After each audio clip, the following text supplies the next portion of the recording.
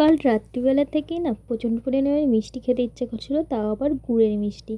এই যে মাকে বলছিলাম, তো অনেকটা রাত হয়ে গেছিলো, তার জন্য তখন তো আর আনতে পারিনি। তো মা দেখো সকাল হতে না হতে আমাকে কতগুলো মিষ্টি হাতে ধরিয়ে দিল। আমি তো ভীষণ খুশি, সকালবেলা উঠেই দেখছি মা মিষ্টি নিয়ে চলে এসেছে। আর এদিকে দেখো তাও আবার গুড়ের মিষ্টি, ওফ! তো কার কার জিভে জল আসছে।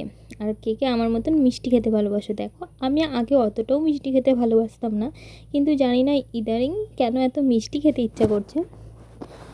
জানি না কেন প্রেগনেন্সিতে এরকম হয়, কখনো টক খেতে ইচ্ছা করে, কখনো মিষ্টি খেতে ইচ্ছা করে। তোমাদের সাথে কি এমন হয় জানিও অবশ্যই। তো আমার সাথে এরকম হয়।